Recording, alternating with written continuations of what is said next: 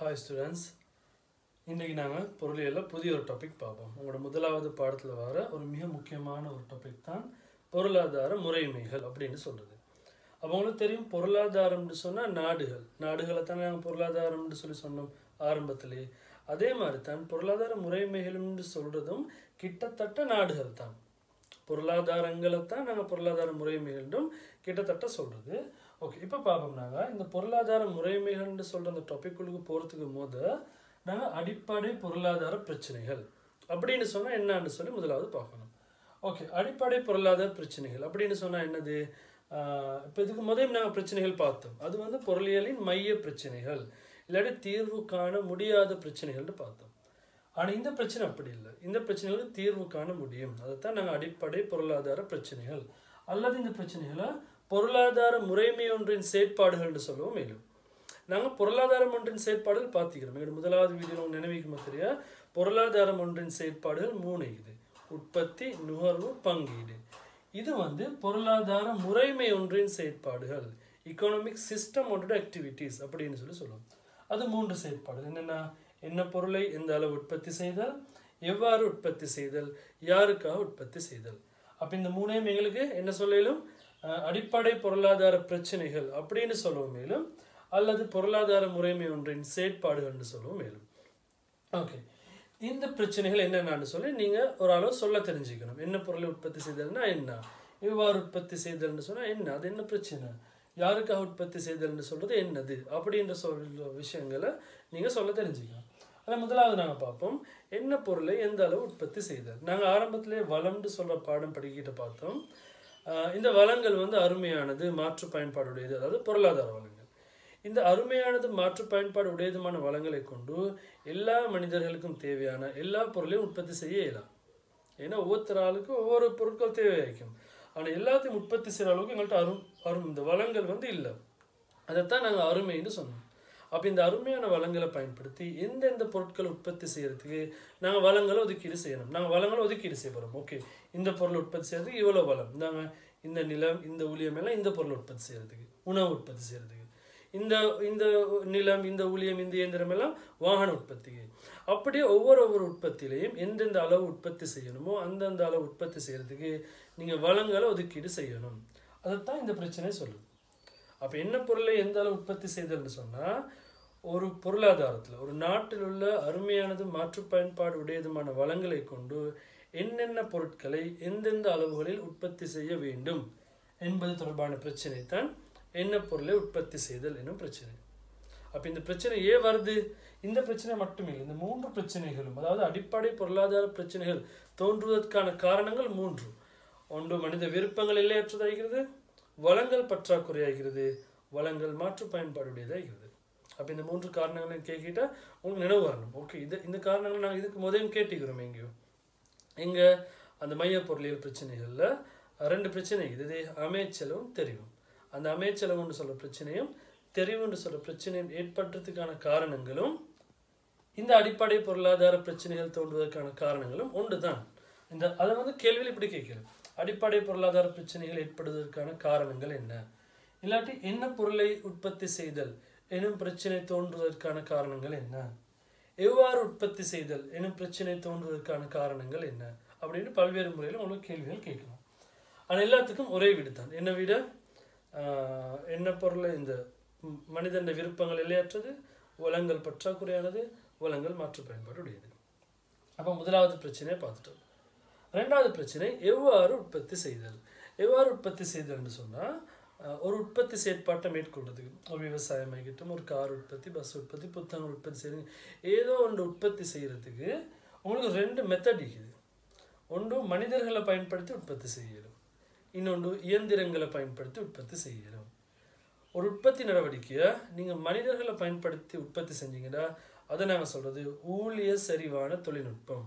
ஊழியர்களை பயன்படுத்தினீங்க தானே, எனவே ஊழிய சரிவான தொழில்நுட்பத்தை பயன்படுத்தி அந்த உற்பத்தி நடவடிக்கை மேற்கொள்ளப்பட்டுள்ளது. அதே மாதிரி நீங்கள் ஒரு உற்பத்தி நடவடிக்கையை இயந்திரங்களை பயன்படுத்தி, அதிகமான இயந்திரங்களை பயன்படுத்தி தான் அந்த உற்பத்தி நடவடிக்கையை செய்கிறீங்க அப்படின்னா அது மூலதன சரிவான தொழில்நுட்பத்தை பயன்படுத்தி அந்த உற்பத்தி நடவடிக்கை மேற்கொள்ளப்பட்டுள்ளது. அப்போ ஒரு உற்பத்தியை மேற்கொள்றதுக்கு 2 வகையான தொழில்நுட்பம் காணப்படையும். அப்போ முதலாவது தொழில்நுட்பம் தான் என்னது? ஊழியர் சரிவான தொழில்நுட்பம். 2வது தொழில்நுட்பம் என்னது? மூலதன சரிவான தொழில்நுட்பம். இந்த 2 தொழில்நுட்பத்திலையும் எந்த தொழில்நுட்பத்தை பயன்படுத்தி நீங்கள் உற்பத்தியை மேற்கொள்ளணும் அப்படின்னு சொல்லி தீர்மானிக்கிறது தான் எவ்வாறு உற்பத்தி செய்தல். இப்போ நீங்கள் சொல்லலும் 2 லேசர் ஒன்றை சூஸ் பண்ணலுமே அப்படி இல்லை, அது பிரச்சனை. இது ஒரு பிரச்சனை. உங்களுக்கு மனிதர்களை பயன்படுத்துறதா இல்லாட்டி இயந்திரங்கள். இப்போ இலங்கையில் வந்து நீங்கள் பார்க்கலாம் தேயிலை தோட்டத்தில் இன்னுமே அந்த கொழுந்து பறிக்கிறது யாரு?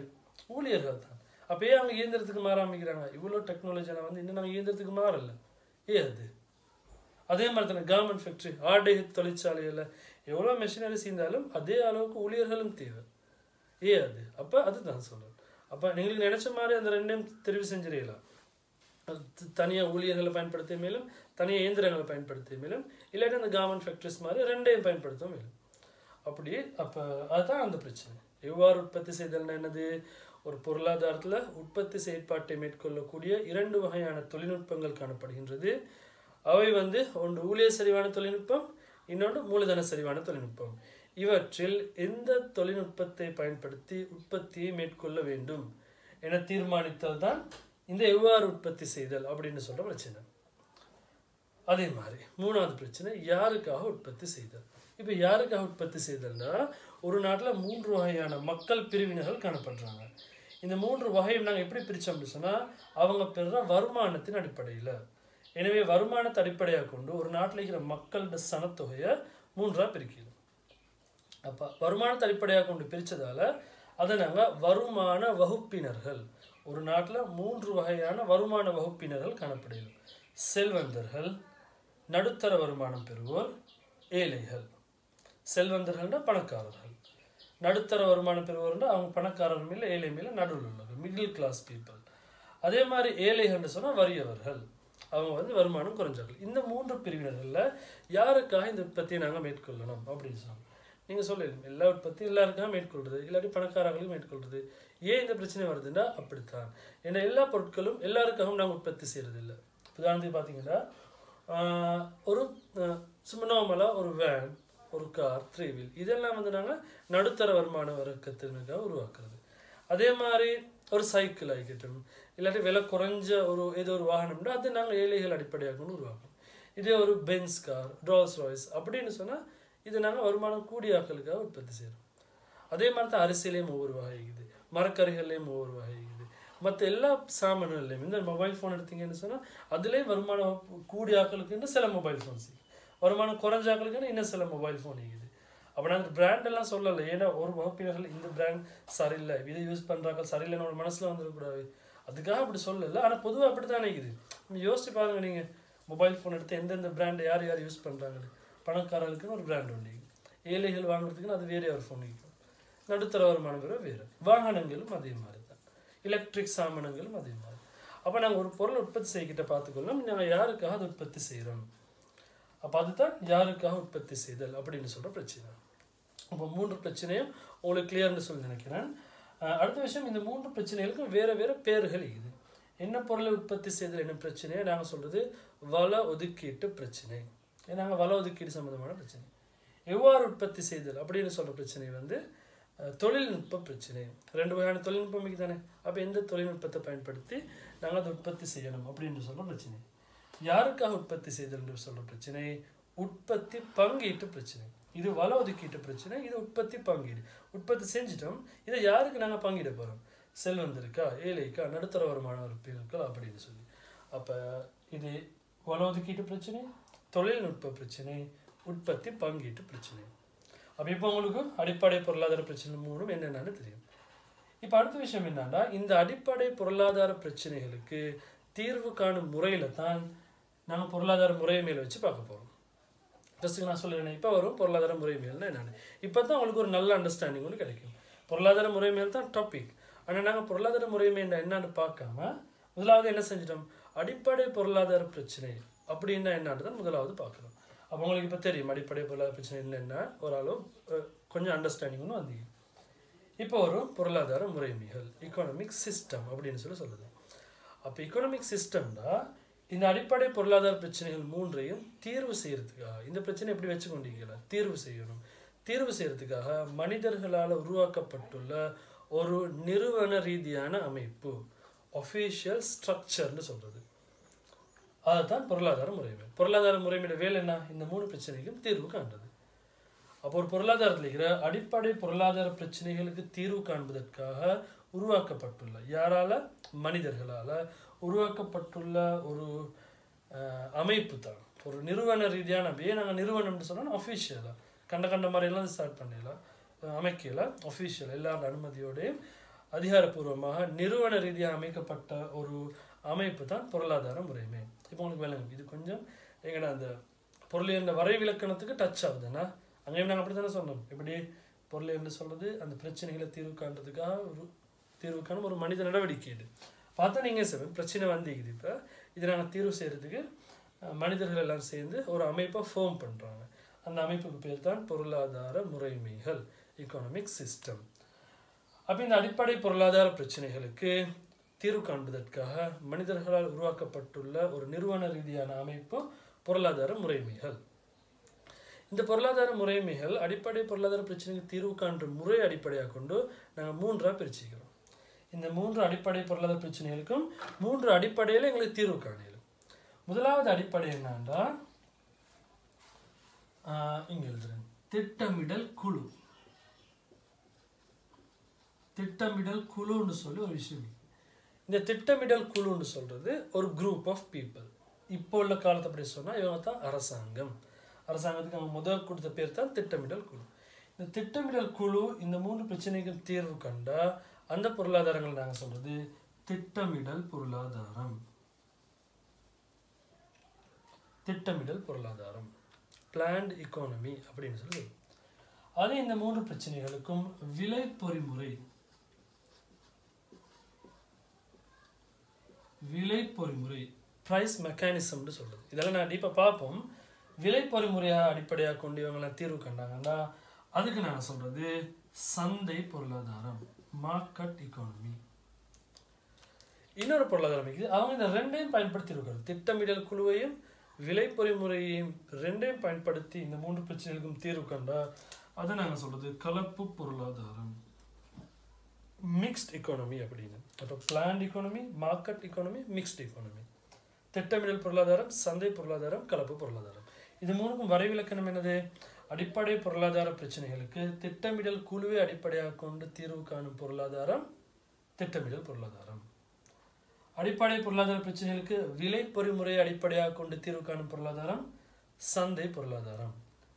அடிப்படை பொருளாதார பிரச்சனைகளுக்கு திட்டமிடல் குழுவையும் விலை பொறிமுறையையும் 2ஐயும் பயன்படுத்தி தீர்வு காணும் பொருளாதாரங்கள் கலப்பு பொருளாதாரங்கள் அப்படின்னு சொல்லி நாங்கள் சொல்லுவோம்.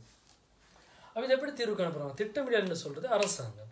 அரசாங்கம் தான் இந்த பிரச்சனை தீர்வு காணுதுன்னா அரசாங்கத்தோட நோக்கம் என்ன தெரியுமா? சமூக நலன். அப்படித்தானே? அரசாங்கம் வந்து மக்களோட நலன் கருதி தீர்ப்பு செய்யும். சந்தை விலை பொறிமுறை என்று சொன்னால் அங்கே அரசாங்கம் இல்லை, தனியார் பிரைவேட் தான் இந்த பிரச்சனையை தீர்க்க போகிறாங்க. அப்போ அவங்களோட நோக்கம் என்னன்னா இலாப நோக்கம். இப்போ அவங்களுக்கு ஆட்டோமேட்டிக்காக கலப்பு பொருளாதாரம் சொல்லிடலாம். அப்போ கலப்பு பொருளாதாரம் என்னது? அங்கே அரசாங்கம் அமைப்பாங்க, தனியாரும் அமைப்பாங்க. 2 பேரும் சேர்ந்து தான் இந்த பிரச்சனையை தீர்வு காணுவாங்க. அப்போ அங்கே இலாப நோக்கமும் அமைக்கும், சமூக நல நோக்கமும் வைக்கும். அப்போ ஒரு நாட்டில் வந்து இந்த 3 பிரச்சனைகளுக்கும் அரசாங்கம் தீர்வு கண்டா எப்படி தீர்வு காணும்? சமூக நலன் அடிப்படையாக கொண்டு தீர்வு காணுவாங்க, மக்களுக்கு நல்லது செய்யறதுக்கு. அப்போ எப்படி தீர்வு காணுவாங்க? என்ன பொருளை உற்பத்தி செய்தோம்னா நாட்டு மக்கள் எல்லாருக்கும் என்ன பொருள் தேவையோ அந்த பொருளை அவங்க உற்பத்தி செய்வாங்க. எவ்வாறு உற்பத்தி செய்தோன்ற பிரச்சனைக்கு எப்படி தீர்வு காணுவாங்க? 2 வகையான தொழில்நுட்பம் தானே, ஊழியர் சரிவான தொழில்நுட்பமும் மூலதன சரிவான தொழில்நுட்பமும். இது 2ல் எதை பயன்படுத்தினா நாட்டில் உள்ள மக்கள் எல்லாரும் நன்மை அடைவாங்க அப்படின்னு பார்த்து அந்த தொழில்நுட்ப முறையை அவங்க பயன்படுத்தி உற்பத்தி செய்வாங்க. யாருக்காக உற்பத்தி செய்வாங்க? நாட்டு மக்கள் அனைவருக்காக உற்பத்தி செய்வாங்க. இதுதான் திட்டமிடல் குழு. அரசாங்கம் சமூக நலன் அடிப்படையாக கொண்டு எப்படி தீர்வு காணும். இப்போ அடுத்தது சந்தை பொருளாதாரத்தில் தனியார் தானே தீர்வு காண போகிறாங்க. இவங்க கொஞ்சம் வித்தியாசம். ஏன்னா இவங்க இலாப நோக்கம் தானே. என்ன பொருளை உற்பத்தி செய்வாங்கன்னு கேட்டால் இலாபம் அதிகமாக தரக்கூடிய பொருள் ஏதோ அதைத்தான் உற்பத்தி செய்வாங்க. எவ்வாறு உற்பத்தி செய்தா 2 வகையான தொழில்நுட்பம் தானே, ஊழியர் சரிவான தொழில்நுட்பமும் மூலதன சரிவான தொழில்நுட்பமும். இந்த 2ல் எந்த தொழில்நுட்பத்தை பயன்படுத்தினா குறைஞ்ச செலவில் உங்களுக்கு உற்பத்தியை செய்யலுமோ அந்த தொழில்நுட்பத்தை பயன்படுத்துவாங்க.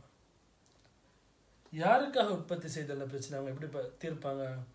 எந்த வருமான வகுப்பினர்களுக்கு, பணக்காரருக்கா, நடுத்தர வருமானம் பெறுவரா, ஏழைகளுக்கு, யாருக்காக உற்பத்தி செஞ்சவங்களுக்கு அதிக லாபம் ஈட்ட முடியுமோ அவங்களுக்காக அந்த பொருளை உற்பத்தி செய்வாங்க. பெரும்பாலும் பணக்காரர்களாக இருப்பாங்க. அவங்க பணக்காரர்களுக்காக உற்பத்தி செய்வாங்க. அப்போ அவங்க அந்த பொருளாதார பிரச்சனை தீர்க்கிற மெத்தடே வேறு. இவங்க ரெண்டு பேரும் வேறு வேறு மெத்தடில் தீர்ப்பாங்க. அப்போ இப்படியான நாடுகள் சொல்லுவோம் திட்டமிடல் பொருளாதாரம். அந்த நாட்டில் வந்து எல்லா சமூக நலன் அடிப்படையாக கொண்டு தான் நடைபெறும். உற்பத்தி நடவடிக்கை, பங்கீட்டு நடவடிக்கை, இதெல்லாம் செய்கிறது அரசாங்கம் தான். அரசாங்கத்துக்கு சமூக நல நோக்கம் தான் காணப்படும். இப்படியான பொருளாதாரங்கள் இருக்குது. இப்போ உதாரணத்துக்கு சீனாவை சொல்லிடுது. சீனா, வடகொரியா, கியூபா, வெனிசுலா, கிட்டத்தட்ட ரஷ்யாவும் இதுக்கு கீழே தான் வரும். அப்போ இப்படியான நாடுகள் பார்த்தீங்கன்னா இங்கே வந்து அரசாங்கத்தில் ஆதிக்கம் தான் கூட. சைனாவில் எல்லாமே அரசாங்கம் தான். எல்லா அரசாங்கத்துக்கு, எல்லா நிறுவனங்கள், எல்லா சந்தைகள், உற்பத்தி எல்லாம் அரசாங்கத்துக்கு கீழே தான் இருக்கும். வடகொரியா எடுத்துக்கொண்டாலும் அதுவும் அப்படி. அங்கே ஒரு 80% மேலே அந்த நாட்டில் இருக்கிற அவ்வளோ உற்பத்தி நடவடிக்கை, கம்பெனிகள் எல்லாம் அரசுக்கு தான் சொல்லணும். ரஷ்யாவும் அதே மாதிரி ஒரு நாடு, கியூபாவும் அதே மாதிரி அப்படியான நாடுகள் தான். அந்த உலகத்தில் இருக்கிற அப்படியான நாடுகளை தான் நாங்கள் திட்டமிடல் பொருளாதாரங்கள்னு சொல்லுவோம். திட்டமிடல் நாடுகள். ஏன்னா அங்கே அரசாங்கத்தில் ஆதிக்கம் தான் கூடுதலாகும். அரசாங்கம் தான் இந்த பிரச்சனைகளுக்கெல்லாம் தீர்வு காணும். அதே சந்தை பொருளாதாரத்துக்கு உதாரணமாக எங்களுக்கு அமெரிக்கா, யூகே, அதே மாதிரி யூகே, பிரான்ஸ், ஜெர்மன் அப்படின்னு தனியார் ஆதிக்கம் அந்த நாடுகளெல்லாம் அரசாங்கத்துக்கு சொந்தமானது கொஞ்சம் தான் நிற்கும். மற்ற எல்லாம் தனியார்ட கையில் தான் நிற்கும். ப்ரைவேட் தான் அந்த வேலையை செய்யாது. அப்போ அப்படியான நாடுகள் எல்லாம் தான் இலாபம் நோக்க முடியாது சந்தை பொருளாதார நாடுகள். அங்கே வந்து விலை பொறிமுறை அடிப்படையாக கொண்டு தான், விலையை வச்சு கொண்டு தான் என்ன பொருள் உற்பத்தி யார் எந்த பொருள் உற்பத்தி செஞ்சால் அதிக லாபம் கிடைக்கும் எப்படி பார்க்குற, எந்த பொருளோட விலை கூடவோ அந்த பொருளை உற்பத்தி செய்வாங்க. எவ்வாறு உற்பத்தி செய்தாண்டா செலவு குறைஞ்சதுல தான் உற்பத்தி செய்யணும். அப்போ எதில் விலை குறைவோ அதை பாய்ப்பாங்க. மெஷின் விலை குறவுன்னா மெஷின் அடிப்பாங்க, ஊழியர்களுக்கு சம்பளம் கொடுக்குற குறவுன்னா அவங்கள பாய்ப்பாங்க. அப்போ இங்கே எல்லாம் விலைகள் அடிப்படையாக கொண்டு, இலாபம் தானே. அப்போ விலைகள் அடிப்படையாக கொண்டு தீர்வு செய்கிறதால தான் நாங்கள் விலை பொறிமுறை அடிப்படையாக கொண்டு தீர்வு செய்யும் பொருளாதாரங்கள்னு சொல்லுவோம். அதைத்தான் நான் சொன்னேன். அது வந்து இப்போ அமெரிக்கா, யூகே, பிரித்தானியா, ஜெர்மன், பிரான்ஸ் இப்படியான நாடுகள் தான். அந்த நாடுகளுக்கு தான் ஜப்பான், தென்கொரியா அதெல்லாம் அப்படியான நாடுகள். கலப்பு பொருளாதாரம்னு சொல்கிறது ரெண்டு பேரும் இருப்பாங்க. அங்கே அரசாங்கத்துக்கு சொந்தமான நிறுவனங்கள், அரசாங்கம் வேறையா உற்பத்தி எல்லாம் செய்யும், தனியாரும் வேற உற்பத்தி செய்வாங்க. அதுக்கு உதாரணமாக இலங்கை. இலங்கையில் பாருங்கள், பேங்க் எடுத்திங்கன்னா அரசாங்கத்துக்கும் பேங்க் இருக்குது, தனியாருக்கும் பேங்க் இருக்குது. ஸ்கூல்ஸ் எடுத்திங்கன்னா தனியாருக்கும் ஸ்கூல் இருக்குது, அரசாங்கத்துக்கும் ஸ்கூல் இருக்குது. பஸ் எடுத்திங்கன்னா தனியாருக்கும் பஸ் இருக்குது, ப்ரைவேட்டுக்கும் அரசாங்கத்துக்கும் பஸ் இருக்குது. அப்படி எல்லா துறைகள்லையுமே அரசாங்கமும் காணப்படும். கல்வி, போக்குவரத்து, தொடர்பாடல் எல்லா துறைகள்லையுமே அரசாங்கமும் வைப்பாங்க, தனியாரும் வைக்கும். அப்படியான பொருளாதாரத்தை தான் நாங்கள் கலப்பு பொருளாதாரம்னு சொல்லுவோம்.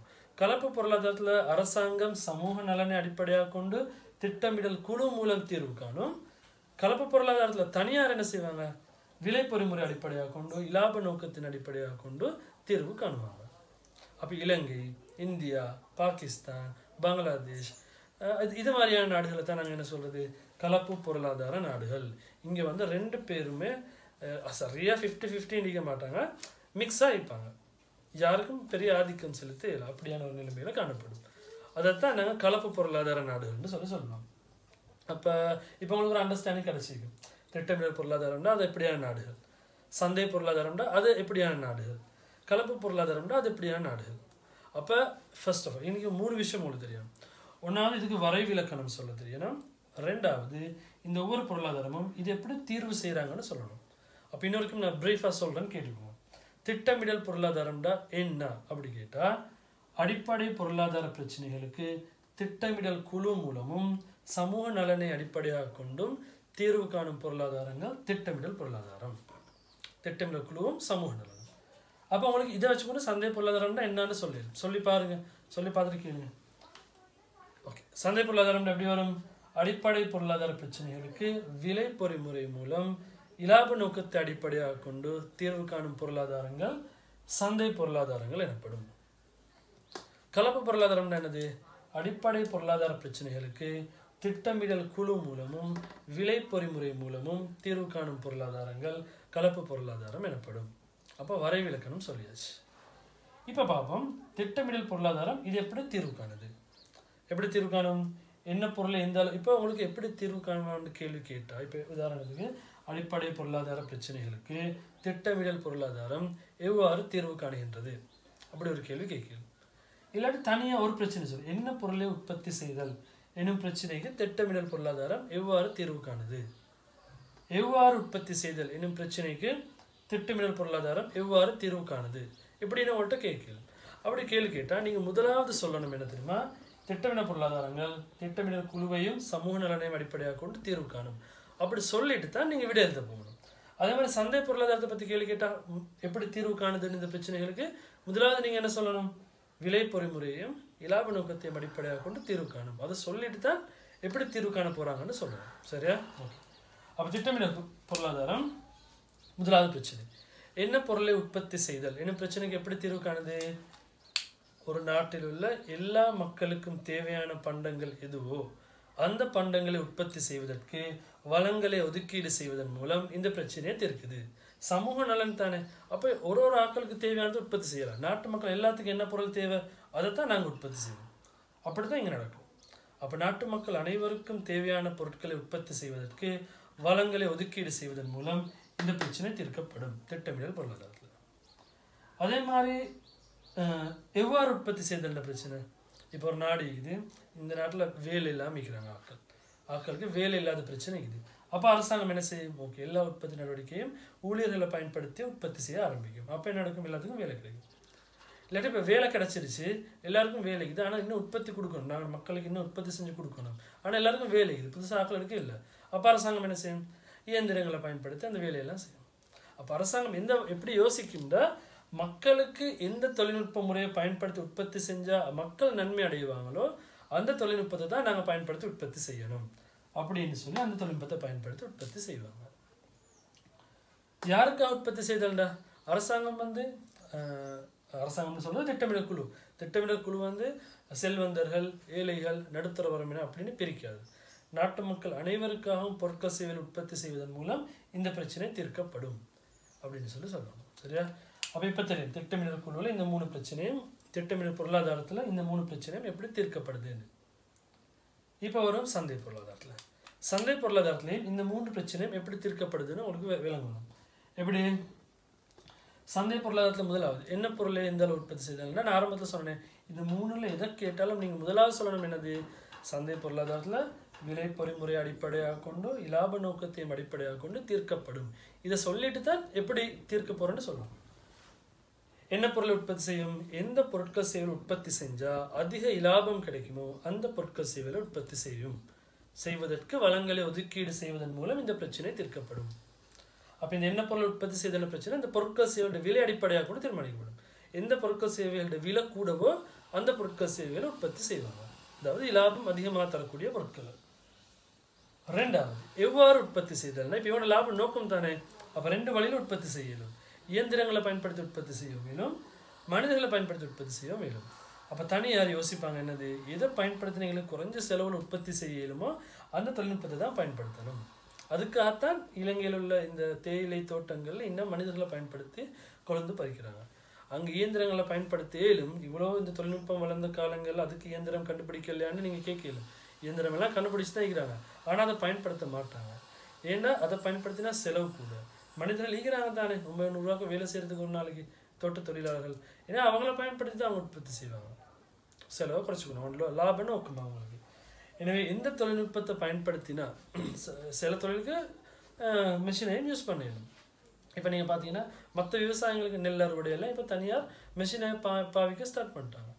அப்போ தனியார் அதாவது சந்தை பொருளாதாரத்தில் எவ்வாறு உற்பத்தி செய்தல் என்னும் பிரச்சனை எப்படி தீர்க்கப்படுதுன்னா, எந்த தொழில்நுட்பத்தை பயன்படுத்தினா குறைந்த செலவில் உற்பத்தியை மேற்கொள்ள முடியுமோ அந்த தொழில்நுட்பத்தை பயன்படுத்தி உற்பத்தி செய்வதன் மூலம் இந்த பிரச்சனை தீர்க்கப்படுகின்றது. அப்போ இதை தீர்க்கிறது உற்பத்தி காரணிகளுடைய விலை அடிப்படையாக கொண்டு. இதை என்ன சொன்னேன்? பொருட்கள் சேவைகளுடைய விலைகள் அடிப்படையாக கொண்டு விலை கூடினதை உற்பத்தி செய்வாங்க. இது ஊழியமும் மூலதனமும் தானே.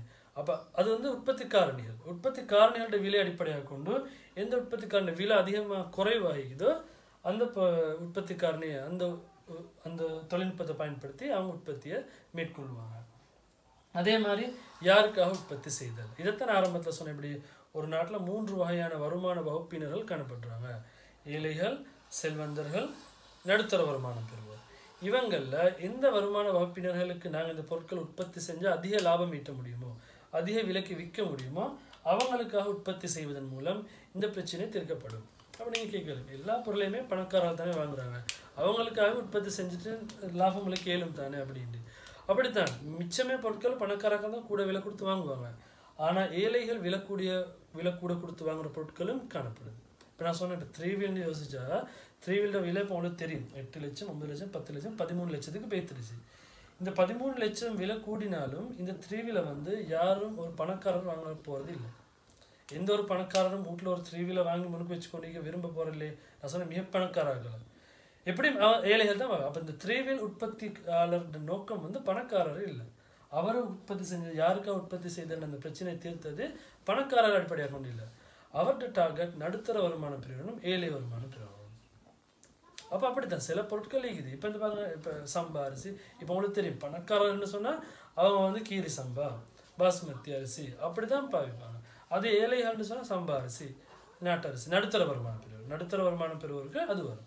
இப்போ இலங்கையில் நீங்கள் பார்த்தீங்கன்னா 90% மேனாக்கள் எல்லாம் நடுத்தரமும் ஏழைகளும் தான் காணப்படுறாங்க. இப்போ நாங்களாம் இருந்தாலும் அப்படியானதான் பாவிக்கிறோம்.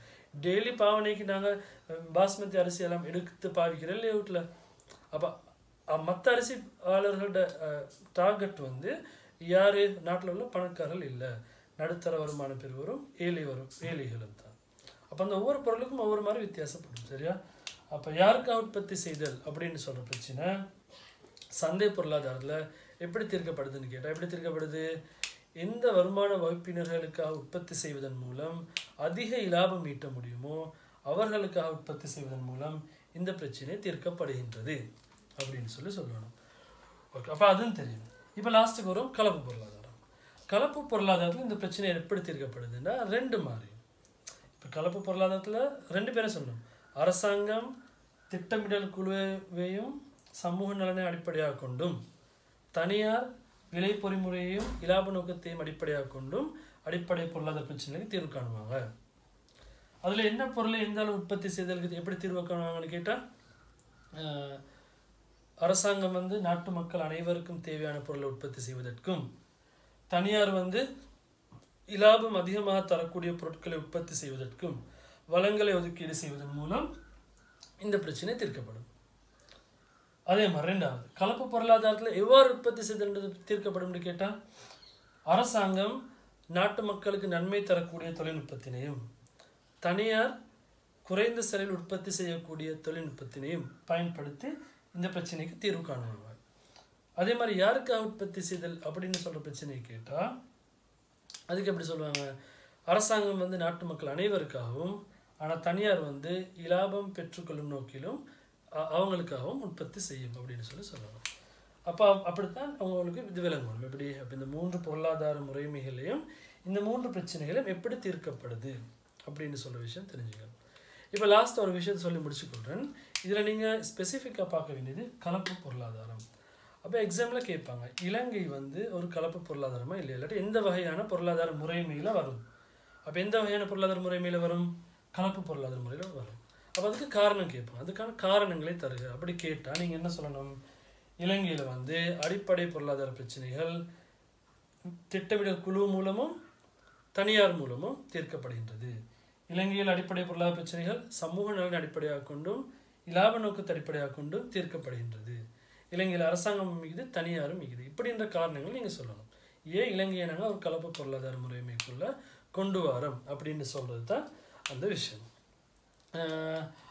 அவ்வளோத்தான். இதில் வந்து இன்னொரு சின்ன விஷயம் மிகுது. இந்த திட்டமிடல் பொருளாதாரத்தில் பண்புகள், சந்தை பொருளாதாரத்தில் பண்புகள், கலப்பு பொருளாதாரத்தில் பண்புகள். இந்த பண்புகளை நான் வந்து அடுத்த வீடியோவில் உங்களுக்கு விளங்கப்படுத்துகிறேன். அப்போ இதில் உங்களுக்கு ஒரு ஃபுல் அண்டர்ஸ்டாண்டிங் ஒன்று வரணும். என்னதுக்கு?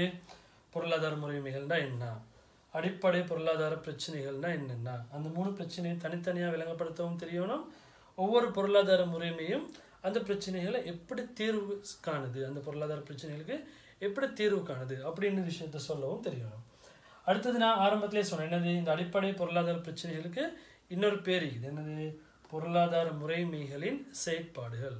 ஒரு பொருளாதார முறைமையோட செயற்பாடு என்னன்னு கேட்டால், இந்த 3 பொருளாதார அடிப்படை பொருளாதார பிரச்சனைகளுக்கும் தீர்வு காண்றது தான் அவங்களோட வேலை. அப்போ எக்ஸாம்பிள் 2 மாதிரியும் கேள்வி வந்தீங்க. எப்படி? பொருளாதார முறைமை ஒன்றின் செயற்பாடுகள் யாவை அப்படின்னு கேள்வி வந்தீங்க. அடிப்படை பொருளாதார பிரச்சனைகள் யாவை அப்படின்னு கேள்வி வந்து மிகுது. இப்போ 2 மாதிரி கேட்டாலும் அதே விட தான். அதே மாதிரி இந்த பிரச்சனைகளுக்கு எப்படி இந்த ஒவ்வொரு பொருளாதார முறையுமே தீர்வு காண்றேன்னு சொல்லி கேட்டு வந்தீங்க. அப்போ இந்த விஷயங்களெல்லாம் நீங்கள் படிச்சுக்கோங்க. இன்ஷா அல்லாஹ் நாங்கள் அடுத்த கிளாஸில் இதில் அடுத்த கண்டினியூஸாக நாங்கள் படிப்போம்.